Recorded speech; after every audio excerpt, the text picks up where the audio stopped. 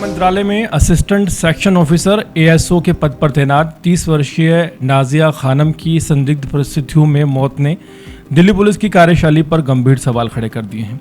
एक ऐसी युवती जिसने बेहद संघर्षपूर्ण परिस्थितियों से निकलकर एसएससी सीजीएल परीक्षा पास की और केंद्र सरकार के रक्षा मंत्रालय तक पहुंची, शादी के हज कुछ महीनों बाद ही इस दुनिया से चली गई।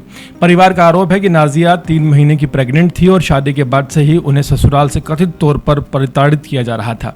सबसे बड़ा सवाल यह है कि जब एक केंद्रीय मंत्रालय में काम करने वाली, खासकर रक्षा मंत्रालय में काम करने वाली महिला की संदिग्ध मौत का मामला सामने आया तो दिल्ली पुलिस ने इसे इतनी गंभीरता से नहीं लिया और क्यों नहीं लिया। नाजिया खानम की शादी 21 अप्रैल 2026 को आजम अली खान के साथ हुई थी। परिवार के मुताबिक शादी के बाद नाजिया अपने पति आजम अली खान, सास सीमूमन निशा, ससुर बाबर अली खान और अन्य ससुराल वालों के साथ अनुराग रेजिडेंसी हरिचंद चांद अट्टा चक्की के पास भरथल गांव द्वारका दिल्ली में रह रही थी। नाजिया के भाई शादाब खान का आरोप है कि शादी के बाद से ही उनकी बहन को कथित तौर पर गाली गलौज, मारपीट, घर से निकाल जाने और मारने की धमकियां दी जा रही थी। परिवार का दावा है कि नाजिया 3 महीने की प्रेग्नेंट थी। 21 अगस्त 2026 की सुबह करीब 4 बजे नाजिया के ससुर बाबर अली खान की ओर से परिवार को सूचित किया जाता है और फ़ोन पर बताया जाता है कि नाजिया ने खुद की जान ले ली है। सूचना मिलते ही परिवार में हड़कंप मच गया, लेकिन इस मौत की परिस्थितियों को लेकर परिजनों ने शुरुआत से ही सवाल उठाए और इसकी निष्पक्ष जांच की मांग भी की गई। मामले में पुलिस का आधिकारिक पक्ष परिवार के आरोपों से हालांकि अलग है। पुलिस के मुताबिक 21 अगस्त को पीसीआर कॉल की गई 4 बजे के आसपास और सेक्टर 23 द्वारका थाने में सूचना दी गई। ऐसा ही सतपाल डागर को दी गई और वो पुलिस स्टाफ के साथ मौके पर पहुंचे। शव को कब्जे में लेकर संबंधित एसडीएम को सूचना दी गई और बाद में शव को दीनदयाल अस्पताल मोर्चरी में रखवाया गया। पुलिस का कहना है कि 21 अगस्त को परिवार ने कार्यकारी मजिस्ट्रेट के सामने दिए गए अपने शुरुआती बयान में ससुराल पक्ष के किसी व्यक्ति पर संदेह या आरोप नहीं लगाया था। पुलिस के मुताबिक 22 अगस्त को नाजिया के माता पिता ने दोबारा एसडीएम के सामने शिकायत दी, जिसमें पति और ससुराल पक्ष के खिलाफ आरोप लगाए गए। इसके बाद एफआईआर दर्ज की गई और दिनांक 22 अगस्त को धारा 85-108 बीएनएस के तहत मामला दर्ज किया गया। लेकिन यहीं से पुलिस की कार्यशैली पर बड़े और गंभीर सवाल खड़े होते हैं। परिवार का आरोप है कि उन्होंने एफआईआर दर्ज कराने के लिए थाना सेक्टर 23 द्वारका के चक्कर कई लगाए, उसके बाद पुलिस ने शुरुआत में मामले को गंभीरता से नहीं लिया। परिजनों ने एसएचओ तथा आईओ सतपाल और जयपाल की भूमिका पर सवाल उठाए, उच्च स्तरीय जांच की मांग की। सवाल यहाँ महज एक एफआईआर दर्ज करने का नहीं है। सवाल ये है कि केंद्रीय मंत्रालय में कार्यरत 30 वर्ष की महिला की संदिग्ध मौत के मामले में पुलिस की शुरुआती संवेदनशीलता कैसी रही। अगर परिवार के आरोप सही हैं तो क्या पुलिस को शुरुआत से ही मामले में हर संभवता को गंभीरता से नहीं लेना चाहिए था। नाजिया के पिता अब्दुल तवाब खान, जो कि ट्रक ड्राइवर हैं, अपनी बेटी के लिए न्याय की गुहार लगा रहे हैं। परिवार के मुताबिक बिहार के गांव से निकलकर उनकी बेटी ने एसएससी सीजीएल पास की और रक्षा मंत्रालय में आईएसओ के पद तक पहुंची। आज वही परिवार अपनी बेटी का शव लेकर इंतजार कर रहा है और सीबीआई जांच की मांग पर अड़ा है। परिजनों की 3 मांगे हैं। पति आजम अली खान, सास सीमूमन निशा और ससुर बाबर अली खान के खिलाफ संबंधित धाराओं में कार्रवाई, एसएचओ और आईओ सतपाल और जयपाल की भूमिका की उच्च स्तरीय जांच और इस मामले की सीबीआई को सौंपना। इस मामले ने दिल्ली पुलिस के सामने एक बड़ा सवाल खड़ा कर दिया है।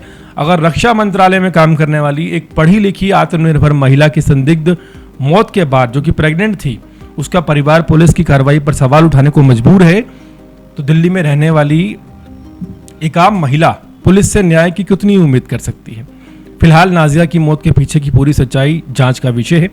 परिवार के आरोपों की स्वतंत्र पुष्टि अभी होनी बाकी है। पोस्टमार्टम फॉरेंसिक रिपोर्ट, घटना के साक्ष्य और जांच में सामने आने वाले तथ्यों से तय होगा कि आखिर नाजिया के साथ क्या हुआ था। लेकिन एक बात साफ है, इस मामले में सिर्फ नाजिया के परिवार को जवाब नहीं चाहिए।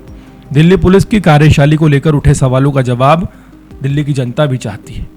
एक रक्षा मंत्रालय में काम करने वाली एक असिस्टेंट जो लड़की है, जो कि एक रक्षा मंत्रालय के पद पर है, उसके साथ अगर इस तरह का व्यवहार न्याय के तौर पर किया जाता है, जब उसके परिजन न्याय मांगने जाते हैं, तब इतना ढिलमुल रवैया अगर सामने आता है, तो एक आम जो महिला है दिल्ली में रहने वाली, उसकी सुरक्षा व्यवस्था का क्या सुरक्षा व्यवस्था सिर्फ दिल्ली के मुख्यमंत्री तक सीमित है?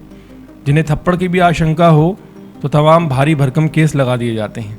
बाकी चाहे कोई भी महिला हो, वो न्याय के लिए सिर्फ गुहार लगाती रहे और दिल्ली पुलिस का ढिलमुल रवैया सामने आता रहे। क्या नाम है सर आपका? मेरा नाम मिनहाज आलम है और मैं मृतिका का बड़ा भाई हूँ। जी सर, एक बार पूरी घटना बताइए। देखिए, मेरी बहन नाजिया जो है वो ए क्लास ऑफिसर थी, सीजीएल का एग्ज़ाम निकाला था, पूर्व में वो इनकम टैक्स ऑफिसर भी रही, अभी रक्षा मंत्रालय में पदस्थ थी।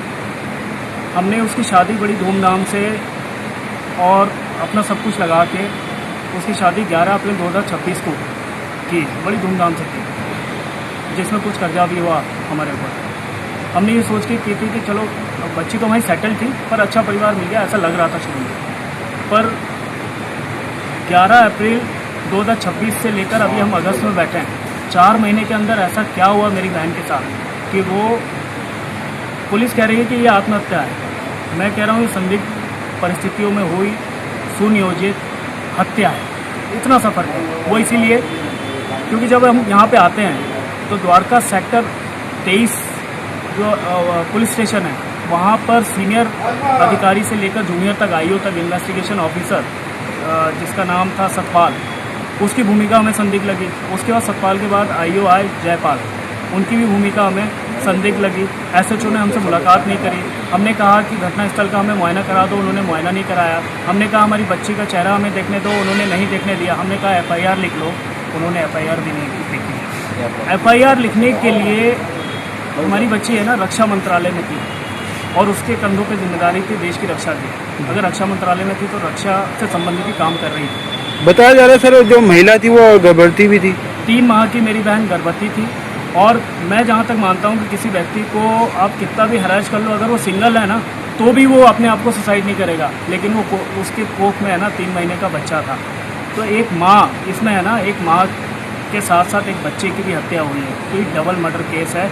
और उस परिवार के किसी भी सज्जन ने अभी तक हमसे मुलाकात करने की कोशिश नहीं करी। परिवार की क्या मांग है आगे? देखिए, हमें पुलिस की कार्रवाई से विश्वास पूर्णतः उठ गया है, हमारा मोह भंग हो गया पुलिस की कार्रवाई से। 48 घंटे हमें लग गए एफआईआर कराने में, तो हमें समझ में आ रहा है। अब हमारी मांग सिर्फ इतनी सी है कि इसकी सीबीआई जांच हो। हम ये चाहते हैं कि हमारी बहन को न्याय मिले और एसआईटी गठित हो, इस पर स्पेशल इन्वेस्टिगेशन टीम बैठे, तो ही जाके हमें न्याय मिलेगा। तो परिवार ने कभी अपने बेटी को, फैमिली को, फादर ने आपके किसी ने देखा हो? देखिए, मेरी बहन है ना लगातार संपर्क करती थी, पर हम सोचते थे चीज़ें बैलेंस हो जाए। वो बताती थी कि मेरे साथ ये हरास करता है, एक्सटॉर्शन करता है, मारता है, पीटता है, कभी कभी मेरा मन करता है मम्मा मैं छोड़ दूँगी इसको। पर वो पेट से थी, तो 3 महीने की गर्भवती, तो 4 महीने पहले शादी हुई थी, तो पेट से थी तो उसने शायद ये डिसीज़न नहीं लिया और नेक्स्ट लेवल पे जाके अपने आप को वो ये नहीं कर पाई कि मैं डाइवोर्स ले लूँ। उनके हस्बैंड क्या काम करते थे? उसका हस्बैंड जो है वो एक कंपनी में जेप्टो में काम करता है वो। प्राइवेट कंपनी में वो मैनेजर की पोस्ट पे है जी। और बताया ये गया था वो डायरेक्टर है, पर वो परचेसिंग ऑफिसर है जी।